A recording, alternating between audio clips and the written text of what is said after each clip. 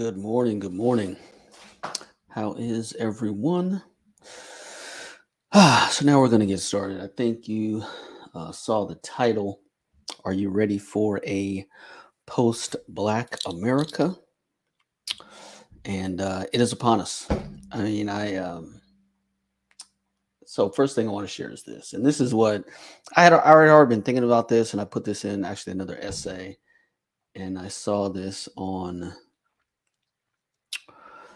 I saw this out of the Discord. Let me share my screen.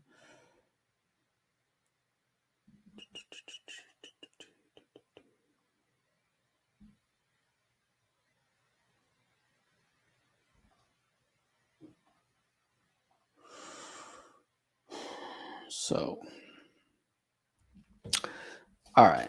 So this guy's really upset. That kissed me through the phone. He copied my whole fucking flow. Shit. That's my bar. Shit. He copied my whole fucking flow. That kissed me through the phone. He copied my whole fucking flow. Word for word. Shit. That's my bar. Shit. He copied my whole fucking flow. That kissed me through the phone. He copied my whole fucking flow. Word for word. Shit. That's my bar. Shit. He copied my whole fucking flow. That kissed me through the phone. He copied my whole fucking flow. Word for word. Wow. That guy's upset. I wonder what he's upset about. Let's see what he's upset about. Country. We suffered in this country. We were Latin people. We're the largest ethnic group in America, the oldest ethnic group. We built this country. We suffered in this country. We were oppressed, and we're thriving. We add $2.8 trillion to the GDP every year. If we were our own country, we'd be the fifth largest economy in the world, bigger than England, bigger than Italy, bigger than Brazil. And that's just in America. So I found Latin excellence all over America, in Chicago, in DC, in Miami, in Puerto Rico, in LA, in New York. And we ate, we danced, and we celebrated, because nobody knows how to enjoy life as good as Latinos. Latin people, we're the largest ethnic group in America, the oldest ethnic group. We built this country. We built this country. How to break a pro-black's heart. Oh my goodness. So, the commentary on this is, back in like early 2000s, right? At the barbershop, of course, it's all politics. Hey, guys, you should probably, vote against illegal immigration, right? It hurts black boys, right? And it cuts out the lower rung of the economic ladder that black men might need to get up. Well, do need to get up, right? Unskilled labor, right? It's not there. Right? Illegal immigration cuts that out. And hey, black teenagers need jobs. What are they going to do when you flood the country with cheap labor and they have to compete for that? But just like, well, the answer was, they're just trying to hurt Latinos like they're trying to do black people, right? And it's like, man, okay. But at the end of the day, here we are, right? So it's just, man, now in 2023, John Leguizamo is saying we built this country. And what are you going to do about it? Nothing. You can't do anything about it. You're going to sit there and you're going to take it. Why? Because the language of labor in America is Spanish. It is, right? If you're, being real estate, having properties, etc. If you're building anything, Spanish is the language. It is what it is, right? When, and I'll never forget this, man. This was back in, I don't know if anybody's familiar with the John and Ken radio show. It's out of Los Angeles, but they interviewed a lady. This is during Katrina. They interviewed a lady who was running a business to help people from New Orleans get job skills, right? Bring them back to New Orleans, get the job skills to help rebuild the city, right? And she recounts a story of she went through all the work, right? Got a lot of young black men together. We're going to do this. You're going to be able to come out better on the other side of Katrina because you're going to have these job skills. And she was told, after she did all this organizing, right? She was told, nah, we've already got illegals to do it. So, you know, the whole aftermath of Katrina is generational, right? The lack of political advocacy, guess what? Black men got to short shrift and didn't get those job skills. That could have been a generational change. You take someone who has no skills, teach them how to roof, teach them how to frame, right? Plumbing, whatever it is, right? And on the job training to rebuild your own community, right? What would that have done generations on? Instead, you got the squeezing of two ghettos into one, from New Orleans to Houston, and a whole bunch of violence. So, you know, and here's the other thing, that the thought that came across my mind is that Latinos executed the Atlanta Compromise, right? Not searching for political power, getting their trade on, right?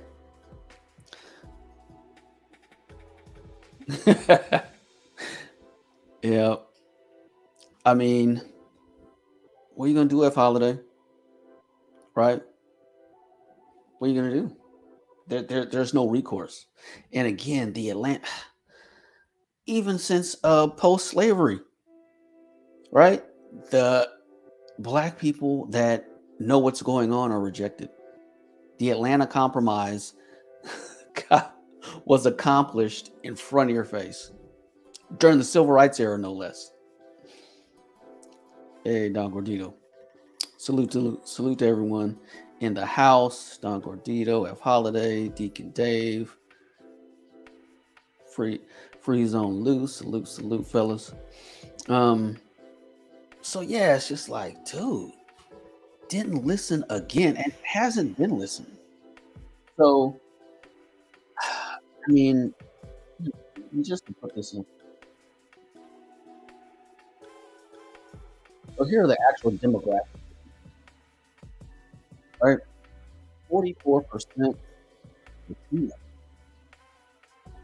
I mean, it is a Latino city. It is a Spanish city, right? There's no two ways about it.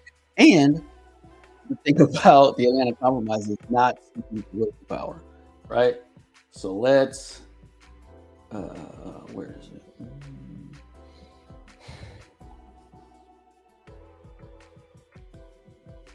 Oh, there it is.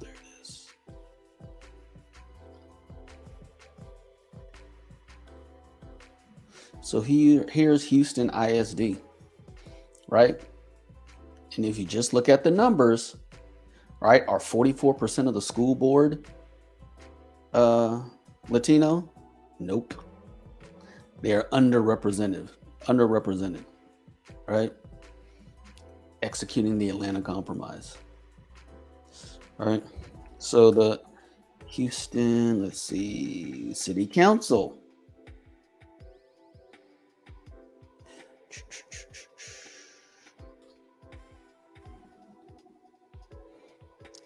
Houston City Council. So by the numbers, you know, a little less than half of this city council should be Latino, but it's not. It isn't. Sorry. You got a few Latinos, but they are underrepresented. So there wasn't all this advocacy and all this other nonsense. All that happened is they became the tradesmen and had families, right? And continue getting married. Now, yeah, of course, there's effery in the Latino community, but nowhere near to the degree of Black folks. So they're underrepresented in the city council. And this is the same thing with Dallas, all right? Dallas, 42% Latino. right? It's like that a lot of places, right? They're underrepresented. So, and they just became the economic engine. Who are you going to get to rebuild the cities, right? If you take the fact that all the infrastructure has to be rebuilt, who's going to do that? Exactly. We already know who's going to do it. So, and I'm not complaining. I mean, I saw it coming and I moved accordingly. Only problem is, what's coming is going to feel a lot like, what is that phrase? People who are used to unequal treatment think equal treatment is oppression, right? And the post-Black America is Black people are going to get treated like the 13% of the country, not 50% of the country. It is what it is. So, and look at Congress, man.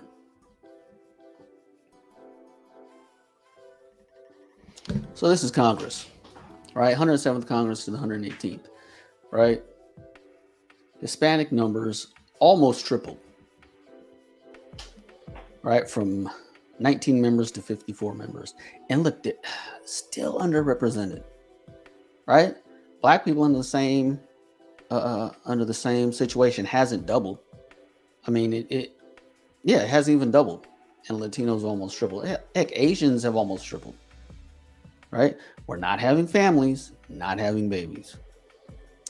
There's no way you get around this whole, these Black community issues without families. None. Hey, what's up, Smugington?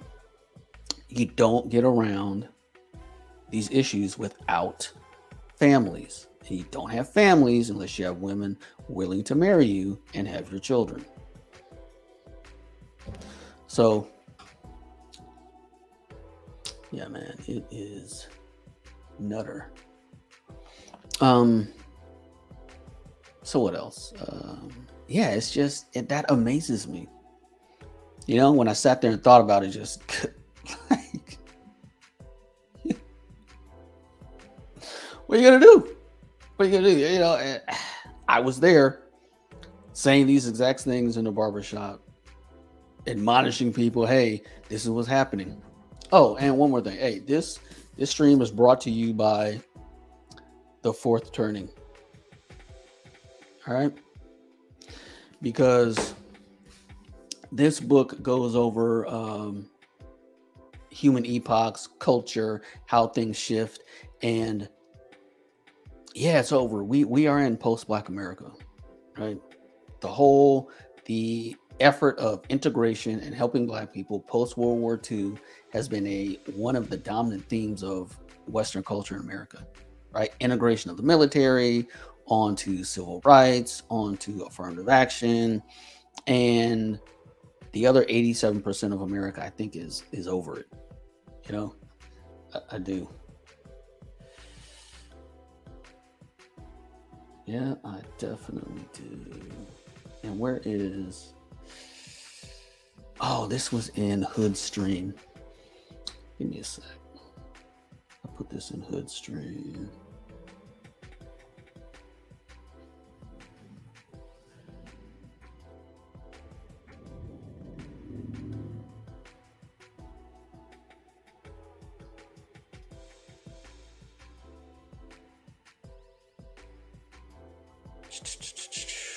Sorry, guys.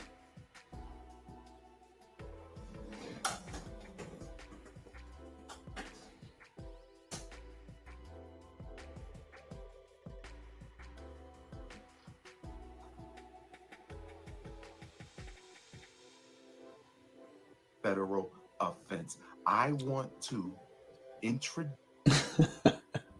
Sorry, give me a sec. Dang it, I lost that.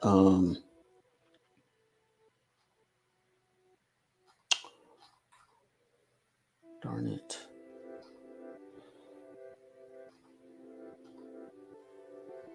Here it is. Here's what I got to say today.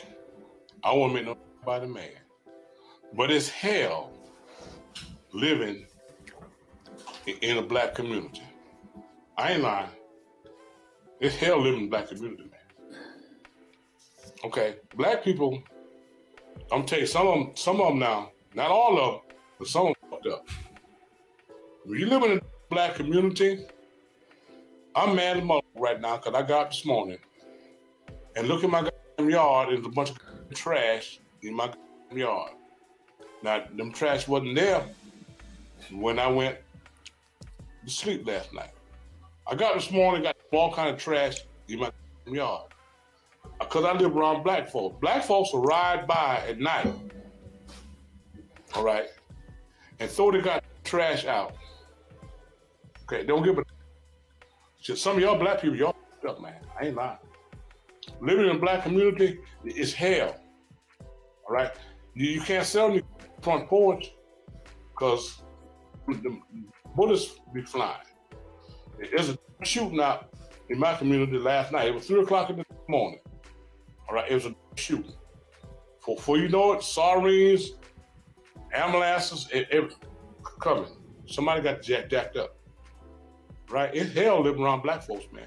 That's why when black folks get a little bit of money or they hit the lottery, they move out of the black community, and I don't blame them. That's a fact. I'm thinking about selling my goddamn house, man. Get down from around, move way out in the country. But it's hell living around black folks, man. Black folks jacked up. I ain't lying. They ride by at night, throw trash in out the window. Okay, they don't give a. Nope. It's some of y'all black folks, man. Y'all fucked up. I ain't lying. Hey, yeah. You had no respect for your community. All right, you go in some black community where it's all black and look at the guy all trash out there. We done throw out the window. Mm-hmm. Yeah, they don't give. Yeah, I mean, you wonder why a lot of people don't like black folks. All right, and you wonder why black folks don't like black folks because they're fucked up. Some of them, yeah, a whole lot of them, they're fucked up. I ain't lying. I'm getting ready to move. I'm selling my house, man, and move way out in the country. Sure is. Yeah, it's hell living around black people. I ain't lying. It's hell, man. You can't sell the front porch because you might get hit by a stray bullet. Yeah, the black folks turn them guns loose. They don't give a where the bullet land. No, they don't. Yeah, I'll move out of the black neighborhood. Sure is. Okay, you let me know what you think about this.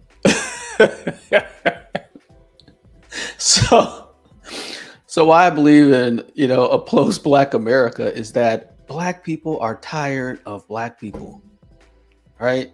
You understand?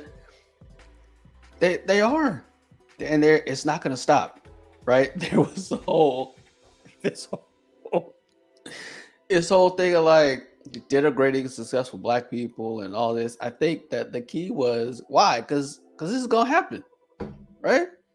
You're like, hey man, bump this nonsense. I'm not doing it. And it cuts across all age ranges, right? This is not a old dude phenomenon, right? I don't know if you guys have noticed this. Every situation that you have regarding another black woman, it's always her job, her education, every time. It's the same fucking playbook, same fucking talking points. It's like they're on a repeat. They're all the fucking same. They're going to say the same goddamn things. I work here. I make this amount of much money. I got this education. And I'm on a freaking date. You're like, hey, what do you like to do for fun? Hey, what do you do like this? You didn't even ask her about her job, but that's the first thing she leaves with.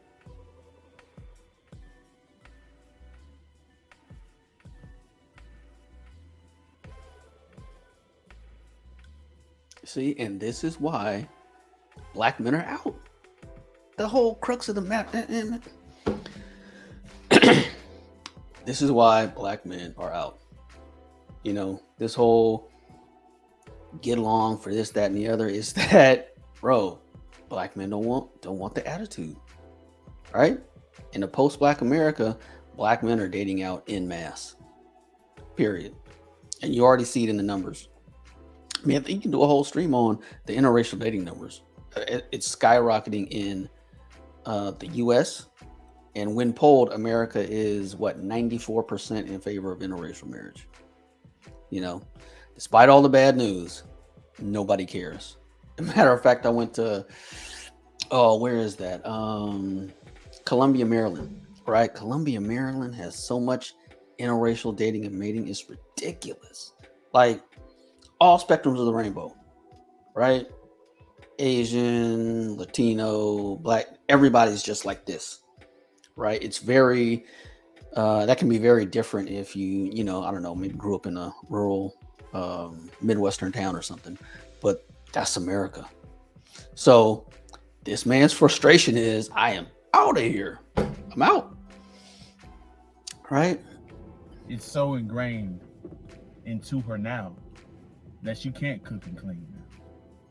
She don't know how to respect a black man because she's never seen a respectable black man. She's been trained from her mother to hate us.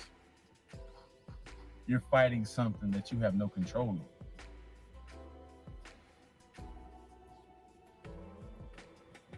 That's just one area. Now you got to fight black men. Black men don't work together. Shit, only thing a black man know how to do is fuck, fight, rap, dance, and dunk, and run fast and jump.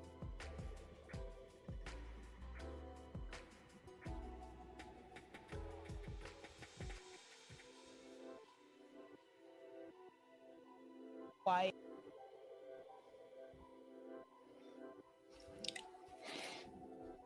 So another You don't example. see kids running around without an adult. So background. Actually, I just mentioned Columbia. Okay, so Columbia Mall adds youth escort policy, right? And who are they escorting? Right? What is the policy I for? love Why it. is it Like, there? it's more quiet. You don't see kids running around without an adult, and I appreciate it. Rochelle Rowley spent Friday evening at the mall. She appreciates it. She appreciates it. She's thankful that the mall escort policy has removed teenagers from the mall.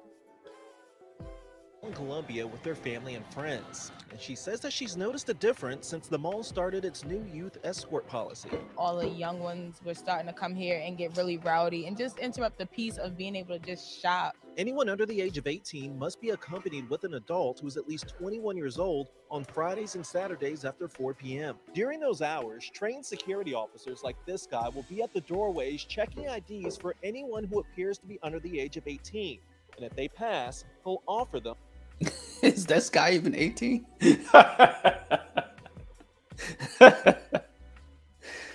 one of these wristbands. This comes after police made 3 arrests back in January while responding to a large group of disorderly teenagers at the mall. Mall officials said the policy is to ensure that the mall is a family-friendly environment. Rowley's niece is a teenager and is split on the policy. A lot of teens would just kind of act like they don't have no home training, so I understand.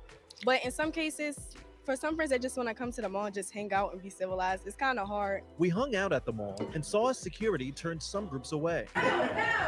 At one point, some actually rushed through security. Some teenagers we spoke with off camera said that they're not fans of the policy and feel like it's punishing teenagers who do follow the rules, and think some stores could lose money from teenagers who like shopping there. Either way, many parents told us they think it's a good step. I'm glad they are finally implementing something that's going to keep the peace. Now, this is similar to some policies that we've seen at other Bro, I've been to that mall many times, actually. That's why I use Columbia as an example. And good for them, man. Good for them. You know why? Because I used to live in Dayton, Ohio, and I saw that mall die. Salem Mall in the suburb. It was like a suburban mall where middle-class blacks live, right? And teenagers destroyed it. Every Friday, there's another article in the paper or on the news about another fight at the mall, another melee, and they killed that mall in the mid-90s. You know, they killed that mall in the mid-90s, and there was a big brouhaha about the next nicest mall. Actually, the nicest mall in the area was just across the county line, and they provided zero bus transportation to it. right? And then they got accused of course, racism. But guess what? That mall's still standing. You know, that mall never had any issues. You know, so. But here we go. Sergeant, this other clip I want to play, man. Because look, man, I don't know why we play games, because we know what the issue is. It can be done to address. Let's say the truth. So the context, right? This guy, there was a shooting. This guy's a sergeant. He's a spokesman, and he's going to say some things that aren't usually said. And this is Mobile, Alabama, by the way. First, Andrea, let's say that there is an issue first. Let's everyone say it out loud. That's where we begin, because when we first say there's a problem, then we can find a solution. Let's start there. In this latest homicide, were the weapons recovered? Oh, you see the frustration. It's not a laughing matter, but you see the frustration, right? You see him processing like how to answer this question without cussing this reporter out, right? In this latest homicide, were the weapons recovered? Let's not get into the. We're not going to discuss whether the weapons were recovered now. Still an ongoing investigation. We'll release more information as it's available. Can you tell us if a Glock switch was used? But as it stands now, Listen to that. Can you tell us if a Glock switch was used? Because we can put that in the paper and sell it. Glock switch. 14-year-old girl was killed by a gun held in the hand of a black man. Whether it's a Glock switch, a shotgun, or any other weapon, the loss of the tragic life is my point at this time. Other information will come out as the investigation reveals, but I want you to focus on this young black girl that was shot down last night. Let that be what you talk about.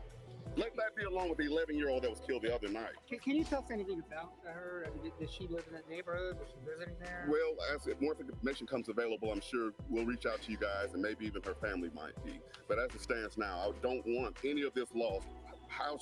What weapon was used, or if she knows anybody. I don't want her memory just to be that. I don't want her to be another number. I want this one to galvanize this city and make a stand against the violence that's being perpetuated in this city. It's the second young person killed in 2 days. Are these crimes connected at all? Do you know? No, Andrea, we don't believe they're connected. The connection is that these guns were held in the hands of young black men. We need to figure out, young black men, why are you always grabbing weapons to solve these problems? Not all. But the incidents I just named are. Why? There must be a better solution than killing somebody. There has to be a better solution. Were both of these individuals armed and firing? They're in custody now? They're both charged with capital murder and shooting into an occupied vehicle. So, they wouldn't have those charges if we couldn't prove that they were shooting a gun. And what were they aiming at? I mean, were they targeting? I would say they were aiming at Sierra, wouldn't you? Yeah, well, I don't know whether they were aiming at her or trying to hit somebody else. I mean, were they targeting her individually, personally? Or was she caught in the crossfire like the 11-year-old? Hey, man, you know what makes it so disgusting to me is how the reporters are searching for. They're trying to get him to answer the questions in the way that they want them to be answered so they can present the story that they want. Right? Because, listen, they're not concerned with less dead black bodies. Period. They are not concerned with that. And to be honest, more dead black bodies gives them, hey, Auntie. How are you? So, and the macabre truth is more dead black bodies gives them more fodder for gun control. Hey, salute Kokomasi. And that's the sad part, man. I mean, like, there is a perverse incentive to report on gun violence, right? As it relates to black people, as a political tool for the left. So it's literally do Black Lives Matter when they are in the service of the progressive narrative? All right, when they're in the service of the progressive narrative, it's awesome. You know, when it's not, it is invisible. And yeah, man, Black people see it. Like, I mean, this guy is frustrated. We'll release more information about that as it comes available. Obviously, you're extremely affected by this one, and for good reason. This is the second child in 2 days. Like you said, when is enough enough? Nicolette, it breaks our heart. There are men and women over off camera that have shed tears, that are heartbroken just like I am, that are saying that we're saying, when is enough enough? And all these poor innocent lives that I just named are being lost in the shuffle. They're being lost by all these other questions that everyone's asking, where the most important question is how do we get these young Black men to stop killing Black women and children and each other? That's the most important question that no one's asked. Well, Sergeant John Carlos Young just did. It's out in the open. Follow up on it. Start doing some news stories on that. Ask South Alabama to do a study on our homicide suspects. Ask the University of Mobile to do a 10-year study on homicides and who's committing them. Ask Spring Hill College to go do background checks and who had single fathers and what were their education levels. Let's figure out a solution to it instead of constantly talking about how they died and do they know each other and the lock switch. Now, you won't ever get this from me again, but this time it hurts. And it's high damn time somebody says something about it. Hear, hear. So, yeah, man, just everybody sees it, man. Everybody sees it. I was watching a completely unrelated issue. Where is it? Actually, no. Let me do this first, right? Because it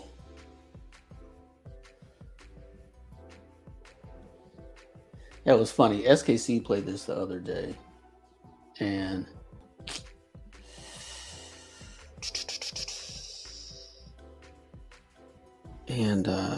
yeah.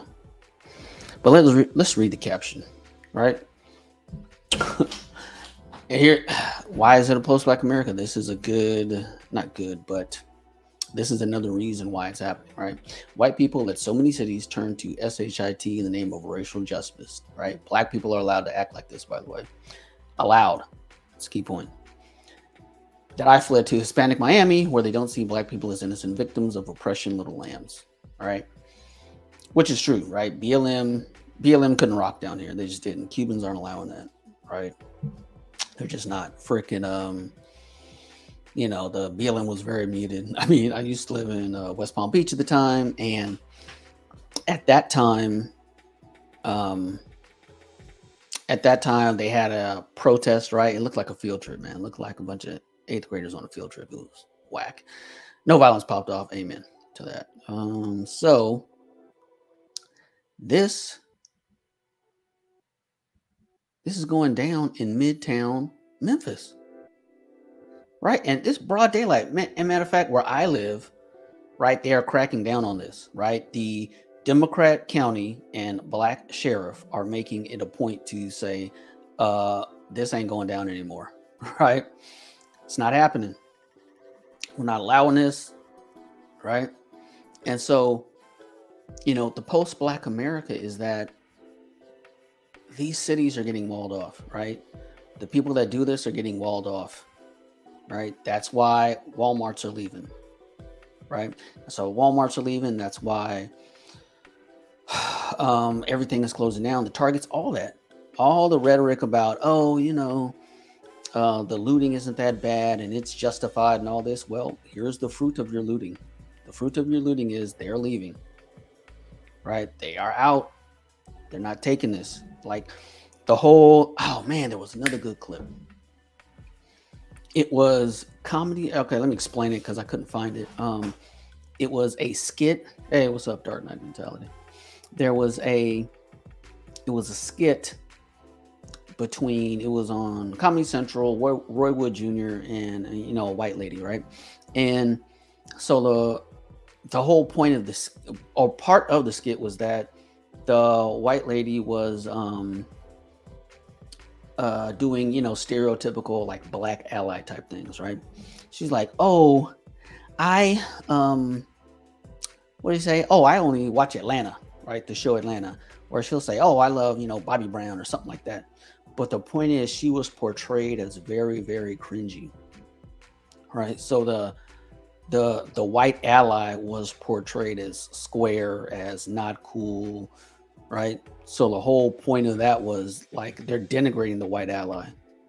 And it's like, yeah, because it didn't work, right? Post Floyd, people have been going berserk. Berserk, bro. And I don't know.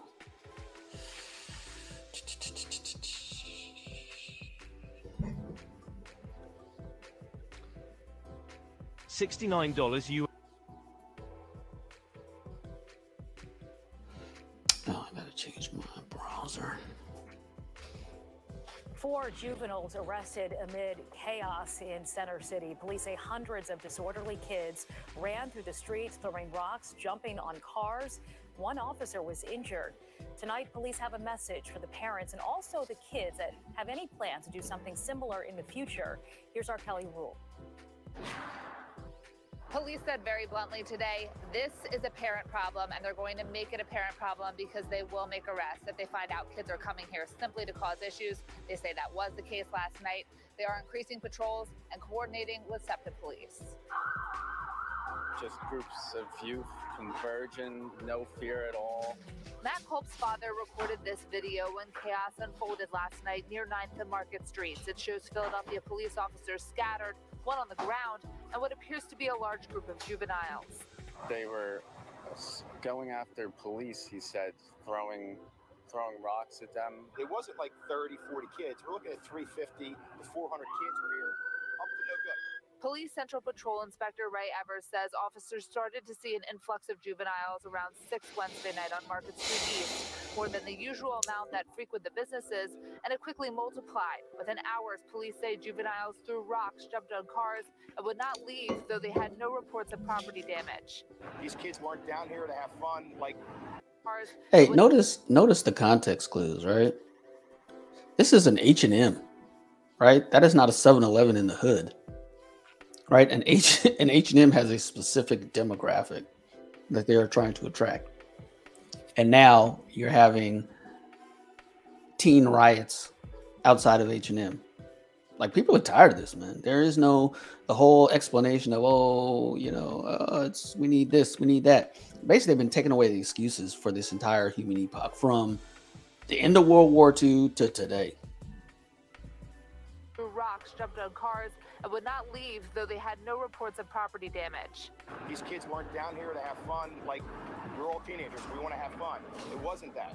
They were being disorderly. Police say 4 teens were arrested, a 15-year-old, 17-year-old, and 2 13-year-olds. Police say one 13-year-old's friend tried to release her from the back of a police vehicle, and while pursuing that person, the officer blew out his knee. Tried to release. Bro, there's no fear. Trying to look, man, the whole over policing narrative, if they were so over policed, right, why are they trying to release another juvenile from a squad car? Does that sound like someone who's over policed, who's afraid of getting the crap beat out of them? I mean, does it? Is that what you usually do, right? She's a special forces teenager running into a storm of batons and tasers and bullets to free another juvenile. No, there's no fear. And the other, a boy, was arrested for having a gun on him that police later determined to be an airsoft gun. This is a parental issue. This is not a police issue. Oh boy, and those airsoft guns are almost exact replicas. Those are almost exact replicas. Lucky he wasn't shot. I mean, it's crazy. It's not a city issue. The parents should be watching their kids, what they're doing. There's no reason that a 13-year-old Hey, good morning, sir. 13-year-old boy should be carrying this downtown. We have 170 rec centers in the city. We have 26 PAL centers in the city. This is what the kids should be doing. See, 170, 26 police athletic league centers, PAL, PAL, right? The whole point, I'm telling you, since post-World War II, is taking away excuses for this type of thing. And the more you've tried to take away excuses, the worse it's gotten. You know, there's no, I don't know what to tell you, right? I'm exasperated, right? And so is everyone else. It's like, dude, how much money do you have to spend? How many police athletic leagues are necessary? You know, how much midnight basketball does it take? Inspector Evers says they are calling on the mayor's office or city council to enact a special curfew for the Market East area. District 3 council member Jamie Gaudier feels it comes down to kids not having enough to do. If we can't confidently answer whether they can go to a rec center or a library, then we're not doing right by young people in the city. Several security guards that work inside the fashion district. And here's the thing, you notice how they keep saying the same thing? Like, I've been hearing that for decades. No joke, decades. Right? Decades, and you still have these results, right? The problem, succinctly, is culture, and that culture has to be rejected, period. And honestly, the solutions are going to come from without, not from within, right? Because the other 87% of America would like to enjoy the city of Philadelphia without this nonsense going on, right? That is why you have a bunch of these articles about who is the what do they say? Who is the most evicted, whatever, yada yada yada. That's why they're getting evicted. They're kicking Keisha out because they know the source of this problem. So yeah, man, I went to the park, man. I went to, grew up next to a park, went to the rec center, had a great time, and it still exists. They put 170 in Philly. 170, that is a lot. How do they not have something to do? Right?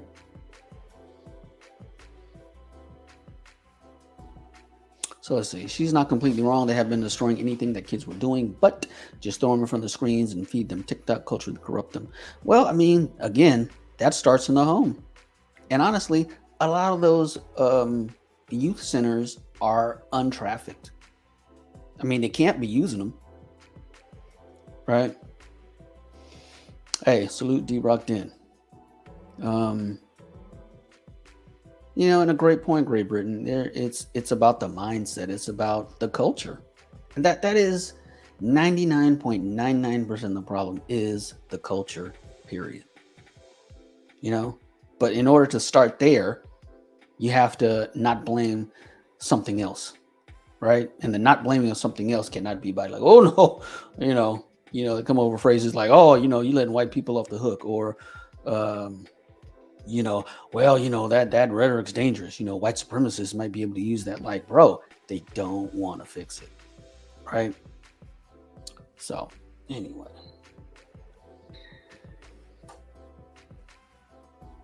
One thing about, I hate to say this, one thing about.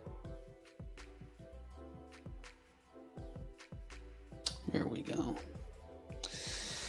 And it's just like, this is in reference to Chris Rock's skit, Black People versus Ninjas, right? One thing about, I hate to say this, one thing about niggas always proves white people's points by doing stupid shit. They prove the point. They don't tip, they get rowdy, they fight, they stupid, they get ignorant. They don't know how to be nice to the waitress. There's a medley of things what niggas do to turn white people off. And white people are scared to say something because they don't want to be called a racist. Chris Rock's bit. Niggas versus black folks. Yes. You seem to be someone that you get it in terms of like you really understand what he was trying to say. Oh yeah, I've been got it. Break that down. Oh man, because you got to be logical. Because our people do start shit. I mean, we're horrible. We're horrible. We're horrible. We come to start shit. Not all of us, but ones that do, they come to fuck up your night at a comedy show. And you got to know how to go. It's what you call home training. You have to know how to come out. You know, it's like here's a brother, here's an ignorant brother on his way to a comedy club. Yo, man, when I get to the I'm acting fool. What? Why? When you get there, shut the up and listen. Don't act the fool. Shut up. The comedian's gonna act the fool. Let him do that. Yo, man, when I get there, that motherfucker better be funny. And then how was a black person act? Like, what do you see that? They just... The nigga or the black person? The black person. The black person got class. The black person comes to laugh. They come. The black person that's intelligent and touch, they come. We're not talking about him. And matter of fact, the comedy act was drawing black people. Uptown Comedy Corner was drawing black people too. They were drawing, like I said, them Spelman, beautiful Spelman women, Morehouse, Morris Brown, a lot of police officers, doctors, pimps, drug dealers, but they had class. They had class. And they were nice black people that came to laugh, man. People work all week. They want to come out and laugh. No attitude. They brought their good time with them to receive the laugh. They didn't come angry. Yeah. So that was a fair assessment. You think, not even fair, but an accurate assessment on Chris's part? Yeah, it's overly accurate. Chris is a genius with it. It's one of the best bits ever because it's true. We have to stop taking up for our wrong. Yeah. We have to stop Say it again. Chris is a genius with it. It's one of the best bits ever because it's true. We have to stop taking up for our wrong. Chris is a genius with it. It's one of the best bits ever because it's true. We have to stop taking up for our wrong. Yeah. We have to best bits ever because it's true. We have to stop taking up for our wrong. Yeah. We have to stop taking up for our wrong. We act the damn fool. Up for our wrong. Yeah. We have to stop taking up for our wrong. We act the damn fool. We get shit closed down. When we come, things do change. Yeah. We do. And then white folks said they're racist. No, they're just making an accurate. Sometimes they can say shit off the chain, but sometimes they're right. Yeah. They are. Where do you think it comes from, though? Is it just because we've just dealt with a lot and we had a lot? Yeah, I did see that, SKC. Right, I saw that. Yeah, I saw that. Well, and here's the thing, but he's still not wrong, right?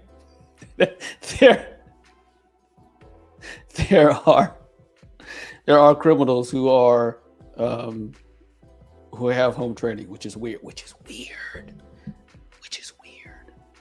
Right? That's weird. But anyway, it exists. So, but yeah, man, that is, yeah, and this was covered earlier, right? Like,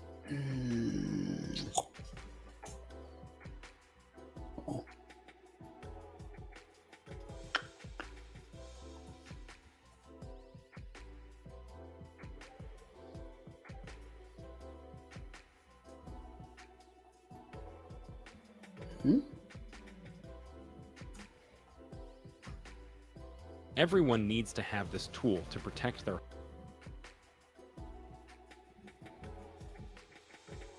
Some breaking news off the top. Hundreds of teens flooding into downtown Chicago tonight, smashing car windows, trying to get into Millennium Park, prompting a major police response.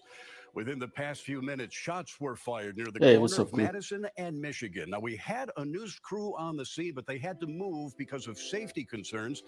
I was there a little bit earlier, about an hour and a half ago, and saw police escorting tourists and visitors to their cars in the Millennium Park parking garage. The crowd was trying to get into Millennium Park, but there are checkpoints that are not allowing anyone under the age of 21 who's not with an adult to get. Here's the thing, man.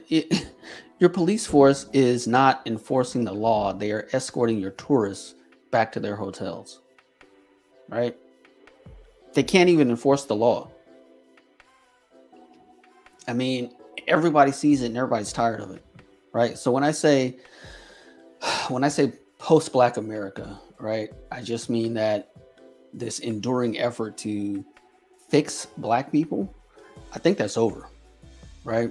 I think that's over because Latinos are going to begin exerting themselves politically and culturally, and you know, the The people that get it, get it. So they're massing across the street on the other side of Michigan Avenue. I spoke to a woman whose car was smashed by people jumping on the windshield. She says the crowd began beating her husband as he sat in the driver's seat. He's now been sent to Northwestern Memorial Hospital. I also talked to a woman, a Chicago native, who was appalled by what she saw. What I see out here is completely ludicrous, to be honest with you. I'm appalled at what I see. I'm from Chicago, and I understand kids having a good time, but it's simply bad parenting. We have to do better as parents. Our kids should not be out here. Where are the parents at? That's my question. See, and here's the attitude that keeps this going, right? Because I mean, Chicago was a violent piece of land before it even became a city. Oh, okay, so any piece of land that had any violence on it, we're just going to say it was violent before that, right? Memphis was violent. Jackson, Mississippi was violent. Baltimore was violent. Flint, Michigan was violent, right? Hey, salute, ball game, salute. So it's just, it is the characterization that is just the foolishness, right? It's just the foolishness. And bro, it's over. Like, I don't know what to say. It's over. Right? You know, because this is a number of cities, right? And when I was going to Nashville all the time, a big thing of why people were attracted to Nashville, because they said, you know, Memphis just has too much racial tension.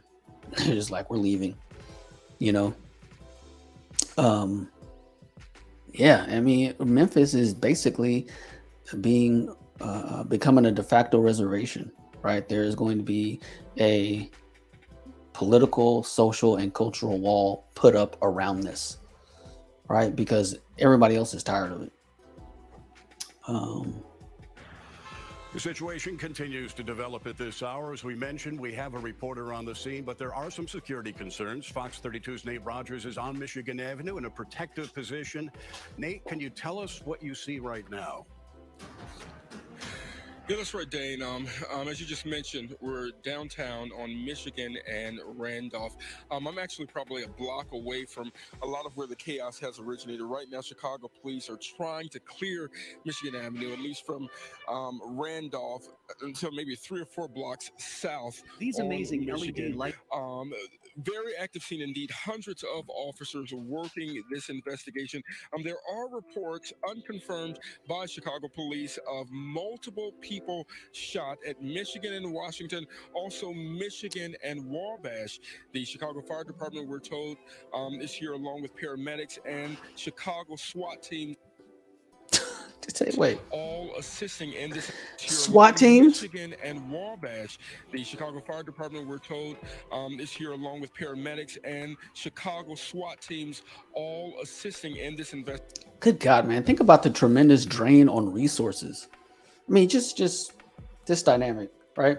You have, listen, big cities are broke, right? Chicago, all these places, they're broke. They have pension debts that are through the roof and they have no way to pay them.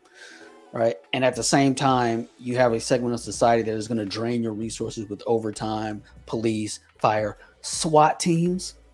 Right. SWAT teams. I mean, bro, this is crazy. And like I said, black folks are tired of it.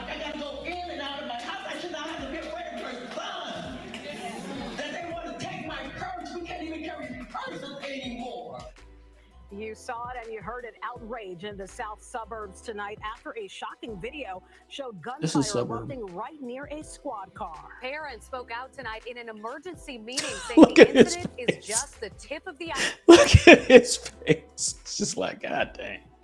Right near a squad car. Parents spoke out tonight in an emergency.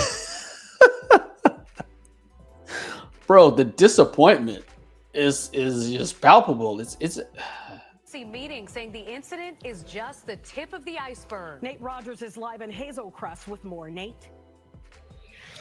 Yeah, that's right, Tia and Natalie. This is at least the second time this year District 152.5 has organized an emergency meeting all about crime. The district president says just about a month ago, a group of cheerleaders were shot at all in the 7th grade as they were walking home. We have gunshots in the area all the time. We've had former and current students targeted with attempted murders and murders. The Jesse White Learning Academy auditorium packed with concerned residents, Hazel Crest educators, and students. Complaints included drivers speeding in residential neighborhoods, requests for more streetlights, but most of all, young people living in fear to and from school. Probably like 6 months ago, my son got jumped. That's some gas in the neighborhood. These crimes ain't just happening with people outside the neighborhood. It's with the kids right here. I have the village of Hazel Crest on speed dial. I got them on speed dial. And when I get on the phone with them, I say, let's cut to the chase. The meeting comes a day after the town released their surveillance footage. 4 men seen with guns drawn. According to police, shots were fired, all while a Hazel Crest police cruiser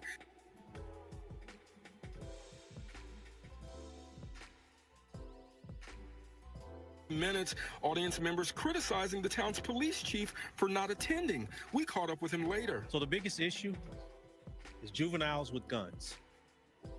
And that's just not a Hazel Crest issue.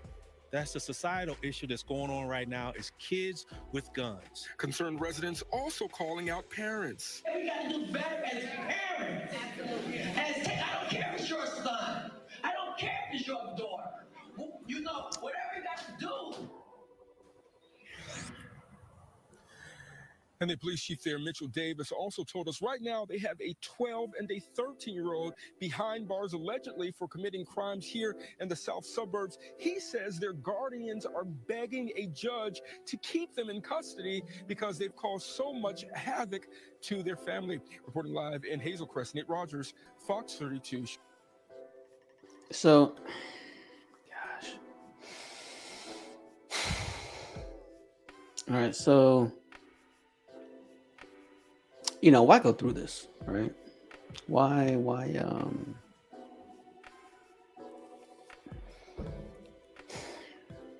say these things, right?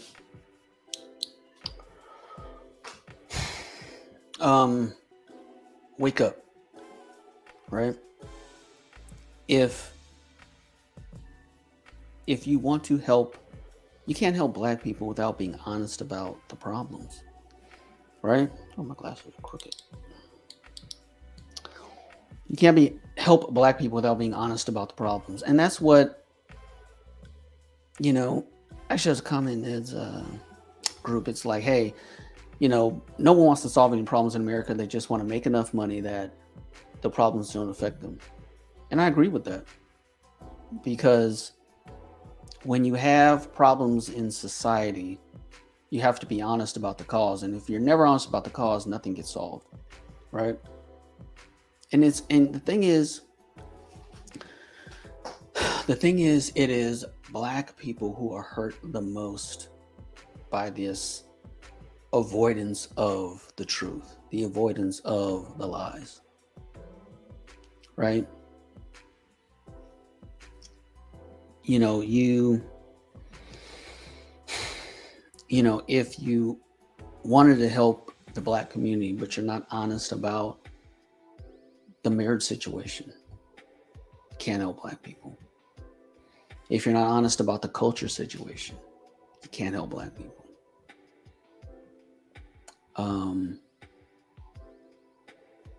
You can't. And then you're stuck in a situation where people are suffering needlessly. And the thing that makes it, I guess, so upsetting to me is there are Black people that should know better, that are going to preserve the lies about the root causes. And just more Black people are going to be hurt by that unnecessarily. And you should know better. That's the biggest bone I have to pick, is with middle-class suburban Blacks that should know better and do. And yet they will preserve the dysfunction. They like it. And honestly, I think there's a selfishness where they like their position in it because it's not happening to them.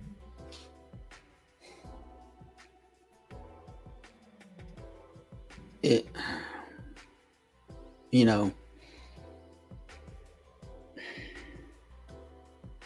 I don't know. But, you know, I agree with that sentiment earlier. It was, hey, let me see if I can find that. It was, hey, you know, solve it for yourself, right? Get yourself away from the BS, you know, and you know, I can't disagree with that.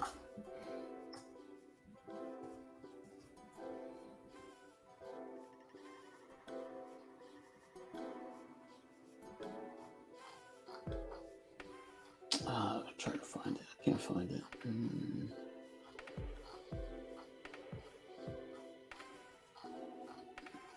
But that was the whole point, right? Is that, you know, getting enough money where you're isolated is the most straightforward solution, you know, because like I said, there's people who are working against you, right? You try to help black people, there are black people who are working against you, right?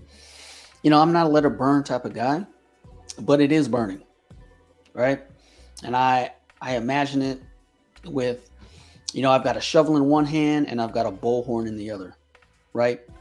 And it's a 1,000,000-acre forest fire and it's too late for me to dig a fire break. So I have to cast the shovel down and get on my bullhorn and say, hey, there it is. There's safety. There's a pass. Get there. Get to the creek. You can escape the fire. But there are people that like the fire. They like it. They want it to continue. They are actively pulling you back. No. Don't do that. No, don't solve it for yourself. Don't use these things that are known to help. You can take a great example, school vouchers, right? The data for black children in education, black boys especially in education, with school choice and voucher system is there, right? The data is enormous. It helps black kids. But what is the problem? The wrong party supports it, right? Texas wants deep red, deep conservative, deep Republican Texas wants statewide vouchers. Statewide, right? That would allow black people that want a good education for their children to get it, to have options, right? But you know how many people don't want that? Right? Most black people don't want that. They will vote for the party that will try to thwart that. And I mean, what are you going to do? Right? That's why more black men are voting Republican, right? The men, it's not the men who are, hey, what's up, Sage? I gotta go. You know, and do you think some of the class feel that the lower class and others involved in dysfunction believe that behavior is part of their culture? Oh, they know it's part of their culture, and they know they're better than that, right? They know. But I gotta go, folks, man. Just, you know, I don't know. Do the things you know that will help people in general, right? And just do that. You know, don't get caught up in all this BS. Gosh, hey, SKC, I gotta get an outro, man, because I would hit that outro right here. All right. Hey, salute to everybody that showed up. Smoggington, Clue, Sage, SKC, D-Ruckton, Clue again, Deacon Dave, Outcast, Laughing Dog. Who else? Paul Game, Great Britain. Saw Great Britain earlier. So, hey, appreciate you coming through. Appreciate you watching. Leave your thoughts in the comments. You know, are we headed towards a post-Black America? Better y'all.